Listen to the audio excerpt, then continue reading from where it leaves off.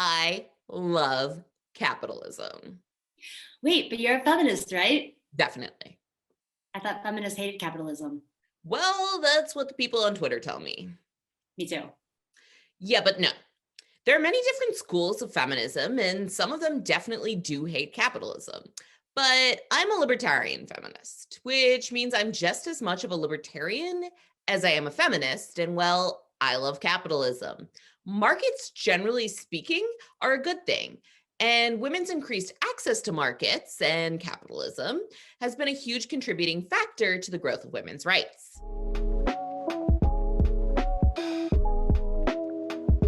Libertarian feminists like me and Kat think that gender equality is tied not just to political and cultural liberty, but economic liberty too. Broadly speaking, economic liberty means the right of people to barter and make a living and enter into contracts and exchange in commerce without undue interference from the state and without having to ask someone in government for a permission slip every time. In particular, economic liberty takes a lot of forms. It can mean the right to go into whatever profession you choose without having one assigned to you by the state. It can mean the right to open a business without having to have some politically connected friends to approve it. It can mean the right to work in a hair salon or babysit kids or teach yoga classes without having to jump through a bunch of bureaucratic hoops. It can mean the right to accept money for sexual performance or activity without getting thrown in jail, and so on. And it can be even more basic than that too. Until not that long ago, like shamefully not that long ago, women in the US couldn't own their own property or open financial accounts on their own. They were outright banned from holding certain jobs or working in certain industries. And if they were married, they couldn't sign contracts without their husband's approval, and all of their belongings and assets became his property. And even once more women started entering the workforce, they were subject to special rules that didn't apply to men, limiting the hours they could work, the kinds of labor they could do, how much money they could make, and all sorts of things like that. It's ironic because a lot of these inequities get blamed on capitalism, but it was actually government mandates pushed by conservative and progressive activists alike that kept women from achieving equal economic liberty. When we look at history, it's pretty easy to understand why economic liberty beat the alternative for women. Obviously, it's a good thing that women today can own their own property and sign contracts without a man's approval and choose work based on their interests and talents rather than their sex, and so on. It's also not that hard for most people to see how granting economic liberty to women and allowing them to participate fully in the market economy was quite good for women's advancement and equality in history. Women who could own their own property or work outside the home and could actually keep the product of their labor, money, weren't stuck being dependent on men just to have a roof over their heads or to be able to eat. If they were widowed, they didn't have to worry about finding a new man's stat or else being destitute. If their fathers or husbands were abusive, they could actually leave. And of course, it gave women more power in relationships more generally, too. See, back in the day, even if a woman's partner wasn't outright abusive, he still held most of the power and control in a heterosexual relationship because men were the only ones bringing in the money.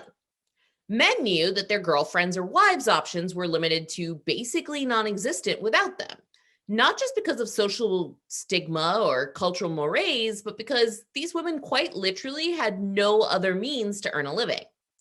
For even the nicest of men, that can really warp the incentives and balance of power within a relationship.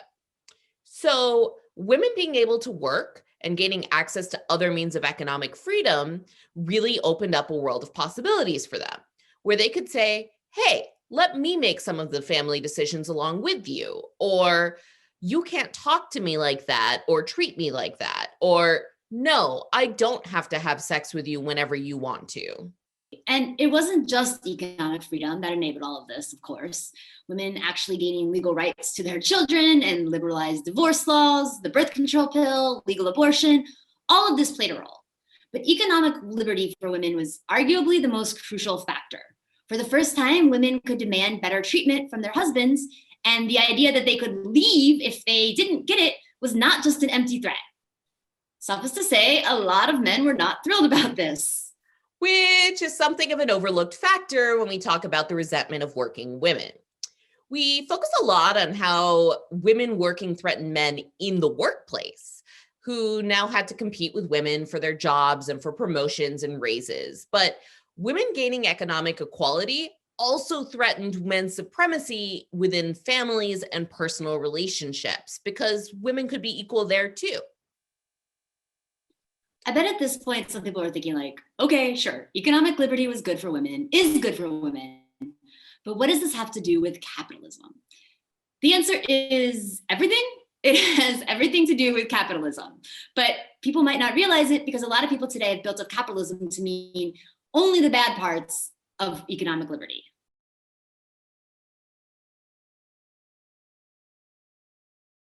So capitalism gets a really bad rap in the 21st century, and especially among younger people who weren't really alive, or at least weren't really cognizant during socialism's 20th century heyday. I've been thinking back to this party that I was at a few years ago when, like the cool kid that I am, I started to talk about how much I love markets and capitalism.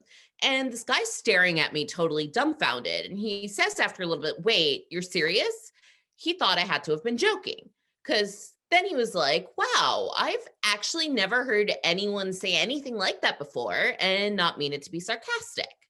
And I think that's because a lot of people don't actually know what capitalism is. Their entire lives, they've heard people praising capitalism for policies that, well, aren't actually that free market, that maybe are pro-business, but definitely aren't pro-market. And when they hear capitalism, that's what they think of. Right. And they also look at things like mutual aid, a strong social safety net, or various facets of European social democracies like generous parental leave policies, robust unemployment benefits, etc. And they think that these things are either incompatible with capitalism, or maybe even that this is what socialism looks like. And that's also incorrect. I mean, I'm not saying that all of these things all individually are necessarily capitalistic either. Some of them, like government benefits, clearly aren't stemming from free markets. And some of them can go either way, depending on whether they're voluntarily provided by private actors or it's mandated by the state that private actors provide them. And things like mutual aid have always been part of both libertarianism and anarcho-capitalism. Totally. But my point is that even within these social democratic countries where the state plays a bigger role in regulating economic activity, or government provides more social welfare benefits, these are still market-driven societies, capitalistic societies. Some of them have less free markets than others, but we're still largely talking about wealth and jobs being created by private actors and people being able to choose, at least to some degree, their own roles within this system. They're not being assigned to jobs by the state. The state doesn't control all means of production. This isn't socialism, it's capitalism with a generous social safety net. So what is capitalism then? Good question, and a big one. Why don't you start? Okay, so let's start with what capitalism is not. It's not criminalized sex work or agricultural subsidies. It's not tax dollars bribing companies to headquarter in a certain city. It's not government-approved occupational licensing boards consisting of people already in that industry getting to set the rules for new entrants. It's not cronyism, it's not corporatism, and it's not laws and regulations that benefit big business interests with pockets deep enough to hire suites full of lobbyists at the expense of the little guy. Can you define those things for people who might not be familiar? Corporatism and cronyism? Yeah, that's probably a good idea. So while free market capitalism is a social and economic system which recognizes individual rights, including the right to own property, most importantly, the right to own one's own self, and to a lesser extent, the products of one's labor, cronyism and corporatism are these twisted dystopian degradations of that idea. Cronyism refers to a system in which those with access to political power, say by making large donations to policymakers or by being able to hire lobbyists, get to help influence laws that give them an advantage over their less privileged competitors. Meanwhile, corporatism collectivizes individuals into three separate entities: labor, business, and government, that again collude together to establish laws, regulations, and economic policies that are designed to give them an advantage and make it nearly impossible for anyone else to win the game. Both corporatism and cronyism use government to attack the individual, while free market capitalism allows the individual to make whatever voluntary and consensual agreements that they would prefer. A lot of times it's these very things, corporatism, cronyism, et cetera, that cause a lot of the damage that people think of as coming from capitalism per se, which is what's so frustrating because people will look at government intervention in markets and be like, oh, this is why we need more government intervention in markets. This is why capitalism is bad. But yeah, capitalism is not just big corporations and big business. It's a person starting a small bakery in their hometown. It's a person taking their passion project and turning it into a way to make a living. It's independent Etsy sellers. It's freelance writers and artists. It's small tech startups that solve social problems while earning their creators an income. It's anyone exchanging their product, ideas, entrepreneurship, or labor for pay.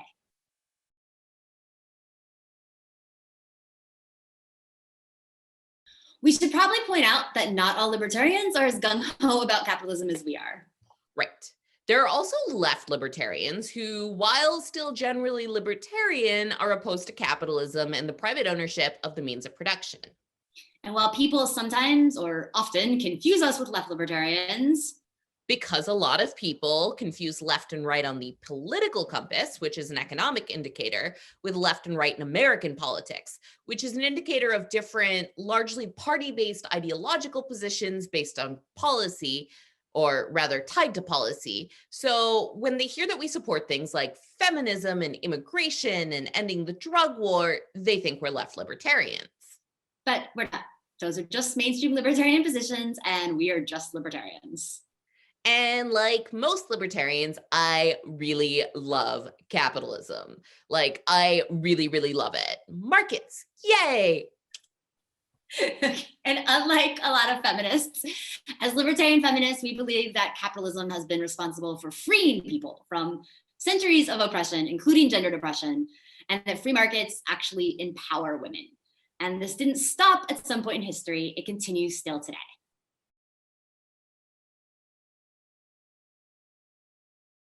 We've talked a lot about how patriarchy has historically been about keeping women out of markets, forcing them to rely on men for their basic needs, and even treating women as legally non-persons or possessions. And a lot of the wins for feminism have involved women gaining access to markets and then using that access to push for further equality and acknowledgement of their individual and civil rights. Now let's talk about what's happening now. I think the basics really aren't that different. Women benefit, like not just financially, but in ways that reverberate into all facets of their lives, from having the freedom to work, to choose their professions, to start businesses, etc., without too much state interference. Women still derive power in personal relationships and society more broadly from these rights. And even if they don't use them, like even if a woman is staying home and raising kids and not participating directly in the market economy for a while, they benefit from that possibility being out there. But it also comes down to who the gatekeepers are, who has the power, which is oftentimes still largely men. And the more roadblocks you put up for people pursuing economic liberty, the more that you require them to get permissions and privileges from the state before they can act, the more likely they're going to be facing sexism and patriarchal attitudes as an obstacle. As a result of this, a lot of really well-meaning people who truly do believe in women's equality and empowerment and want to right the wrongs that they see as being caused by capitalism, support the kinds of market regulations and interventions and policies that tend to backfire and make it much harder for women and gender minorities to succeed. We'll be talking about some of these policies in a lot more depth and why people support them and why they actually end up often failing and backfiring and having unintended consequences for the people that they are supposed to help in future episodes of Kat and Liz Talk About. But for now, please like this video, subscribe to our YouTube channel, follow us on social media, and share this with your friends. And tell us in the comments what you think and what you would like to hear us talk about in future episodes. So until next time, bye.